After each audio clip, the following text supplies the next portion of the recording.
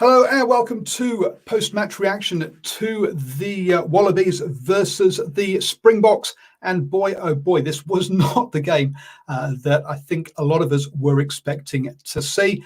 We're expecting the world champions and winners of the beaters of the British and Irish Lions series were downed by Australia, 28-26, a real close one. Being won with a last kick of the game in this one. Look, it was a game of contrasting styles to the game earlier in the day. Look, what are you looking at? 211 metres run by the Australians, 144 by the South Africans. Compare that up to the with New Zealand and Argentina. 702 metres run and 186. What's that? That's nearly 900 metres run compared to about 350. So it is, I'd say a different style of game from the one earlier in the day, a much slower one with that as well. Let's say a lot less running than we saw in that opening one. But look, with 59 kicks in this one compared to the 67 kicks earlier in the New Zealand versus the Argentina one, it's not just it's not this this idea that there's just more kicking. Actually, there was less kicking in this game than there was in the earlier one. It's about what you're doing with those kicks and about how much you slow it down between those plays as well. So, do we have someone taking a knee and having a medical break each time there's any kind of break in play or not? And that led this one to be a much slower game, much less actual rugby being played in it. As we say, Australia, South Africa, there were 143 runs with the ball compared to 231 in the New Zealand versus Argentina one. So I say less rugby played, but no less enthralling because of that one in there.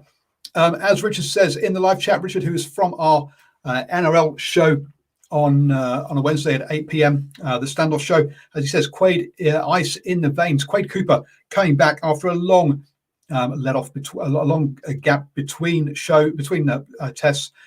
Definitely definitely came back a much more mature player than we've seen previously. Did some tactical kicking, was good. His kicking at sticks in particular was perfect. Didn't miss any kicks at goal, unlike the Springboks. So Pollard had an off day with the boot, 50% success rate kicking at sticks. So yes, missed 4 kicks in total, 2 penalties and 2 conversions. So left 10 points out on the park there. And in what was a 2-point win, that was always going to hurt the Springboks. The Boks started well in this one, playing, I guess, the style we expected them to do, putting up contestable kicks, then trying to get penalties and knocking over the threes. And that's what we saw for the first sort of 13 minutes. And it was 6-all at that point.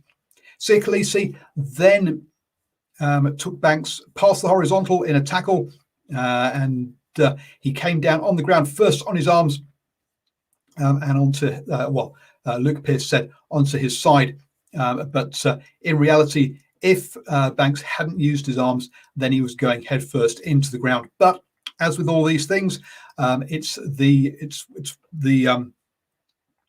result that is what counts, not the not sort of where you get them person two, not the action, and therefore Siya Kolisi was off for a yellow card for 10 minutes. As I say, if Banks hadn't used his arms, it could very easily have been red in that one. We then had Karevi making a break and getting a long pass out to Kellaway, stepped in and came in and scored. And what a find Kellaway has been for the Wallabies. I must admit, this wasn't the kind of player we saw at I think it was at County Manukau he was playing for during the NPC a couple of years ago. And boy, oh boy, he has matured really well and taken to test rugby superbly this season. The what was I going to say? The Wallabies scrum was in real trouble in that first half, giving up penalties, and we ended up having 10 scrums in this game. But Pollard's boot meant that the gap wasn't closed after that. Then there was a sort of grubber through that Delende couldn't quite get to because McDermott got in his way, whilst also going for the ball, and then Am got the ball but didn't quite get it down, which you got to say was some fantastic defensive work there by McDermott in that one. Neymar, your comments in French, mate. I'm sorry, I don't speak French, so I can't see what the question is around on that one. The reviewer says, yeah, much better game overall, a competitive upset, what the tournament needed. From that point of view, yes, I think it definitely was an upset, but this is, and I think it was called out in commentary that I think the Wallabies have beaten the Springboks every single time their first meeting after a Rugby World Cup, so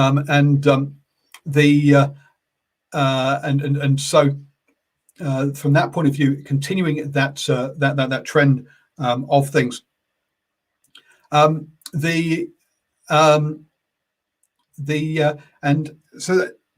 So where do we get to there? So yeah, McDermott stopped that one. Philip then got some yellow carded for collapsing them all. I don't think there was any complaints on that one. And the line-out maul was a real weapon for the Springboks in this one. And they went over for a try to close things up. But Pollard, again, missed the conversion. So it led at 13-11. On that one.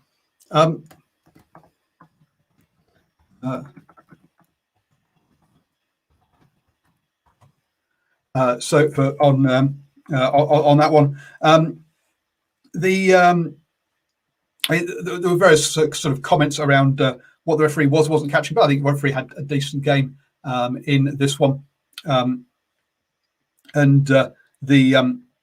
we saw that the box got caught offside. It was kicked to a corner that then led to 3 points for the Australia. It took it to 16-11 on that one.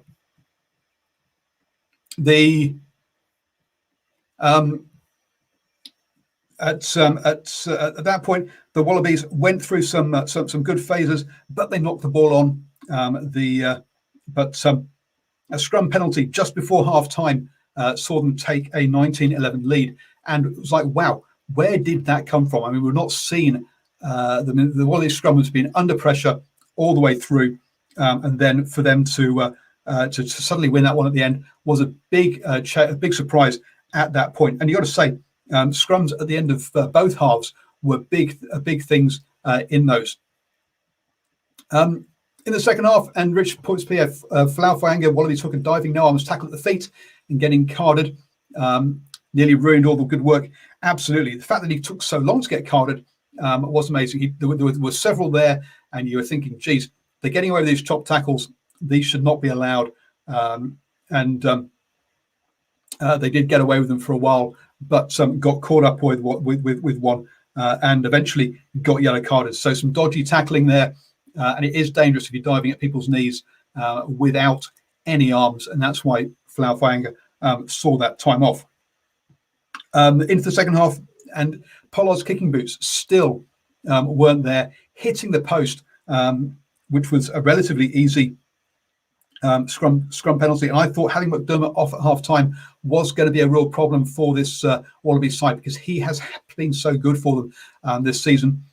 Nick White, though, has obviously an experienced player who came on.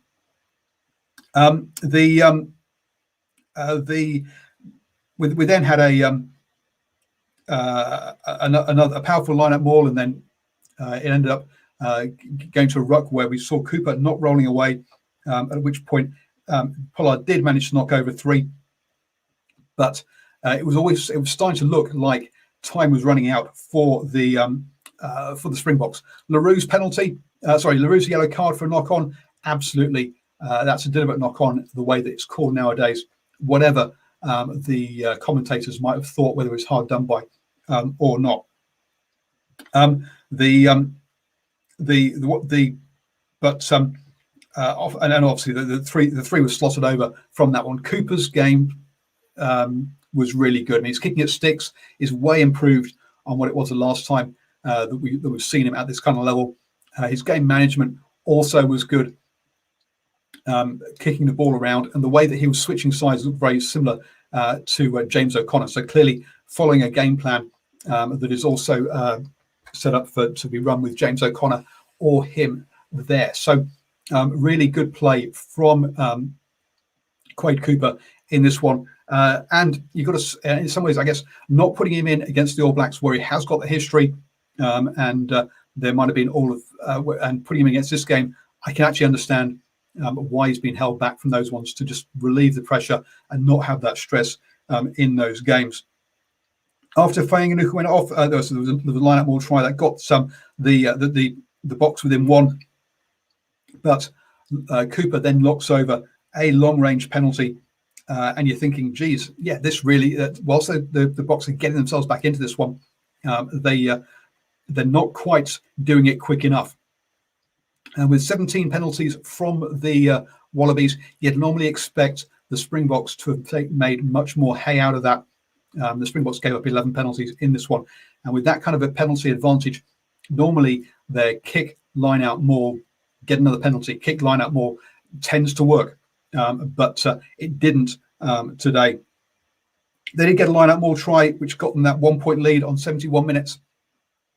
And it looked like they had just perhaps got themselves there. But when you look at the stats, 12 offloads by the Wallabies compared to just 2 by the Springboks, 21 defenders beaten. That basically means 21 tackles missed by the Springboks compared to only 4 by the Wallabies. And that was a big defensive effort by the Wallabies, making 83 out of their 87 tackles. Meant that those power running forwards of the Springboks were just not getting over that gain line.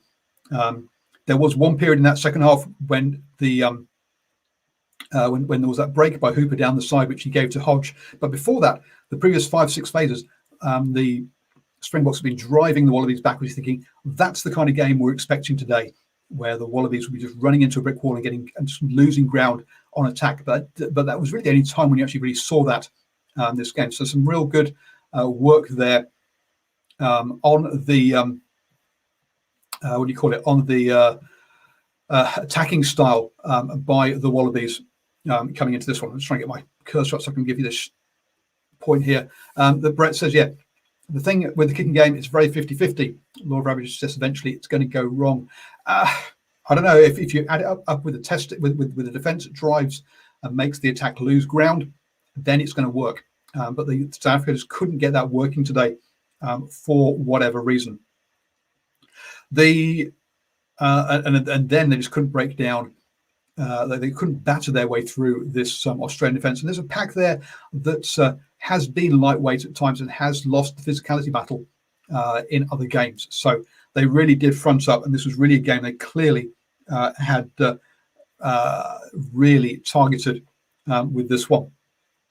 Again, one of the things we're going to probably talk about, and I've not looked at this stat yet, but is the lack of use of what is a really dangerous back three by the Springboks. Nkosi only got 1 run all game for 1 metre. Leroux apparently only got 2 runs for 0 metres. Mapimpi 1 run for 9 metres. If you've got those kind of backs, for those 3 backs to have 4 runs is just criminal. In their lack of use, really needed to be using those players a lot more. They are very dangerous. I guess the question mark is Delendi, the right, and Am, are they the combination that can release those back 3? Definitely not convinced. Delendi passed it more than I was expecting. Actually, passed it for 3 and only ran for 2. The backs really did hardly played at all from an attacking point of view for the Springboks in this game. Compare that to Crevi, who had 18 carries in this game.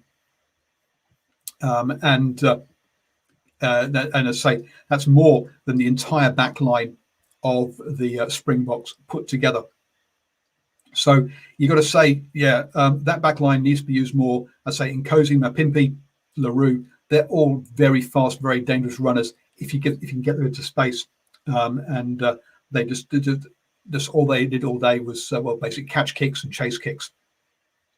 Unfortunately, it's criminal how much they're underused, because they are real class players. Look, pressure at scrum time at the end there got Quade Cooper the opportunity to kick the winning kick with time up, and I say he had a perfect day with the boot and really showed how he has matured as a player, which is really impressive. We'll see if we get him again playing next week, but you could say off the strength of this one, he deserves another shot in that number 10 jersey.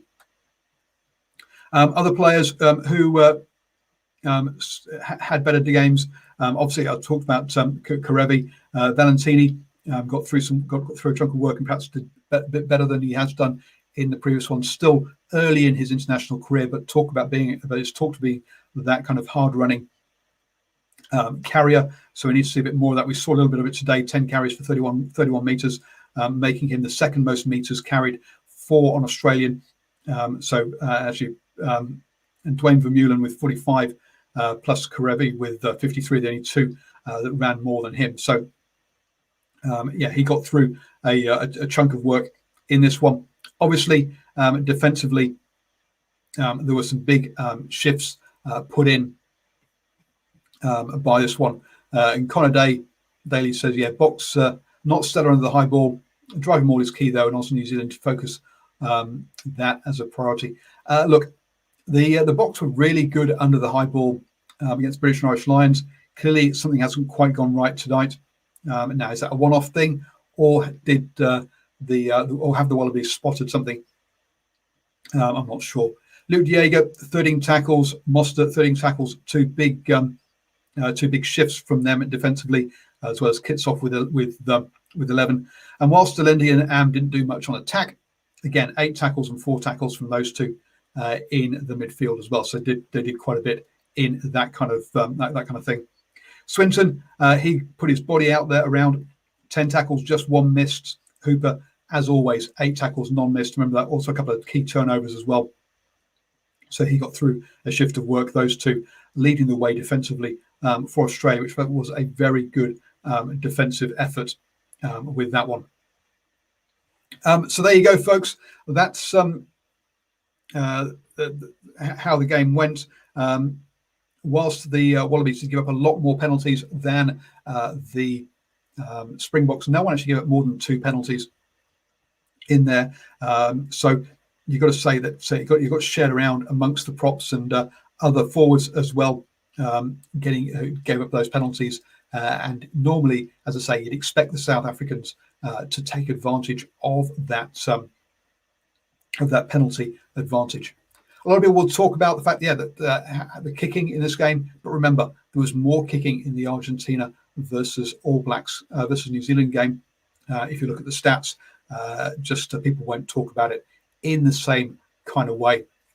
Thank you for joining me, and we'll be back tomorrow at 5 p.m. for Lockdown Beers and Rugby Chats to help you get through lockdown, and hope you've enjoyed the games. I've got 2 more again next weekend.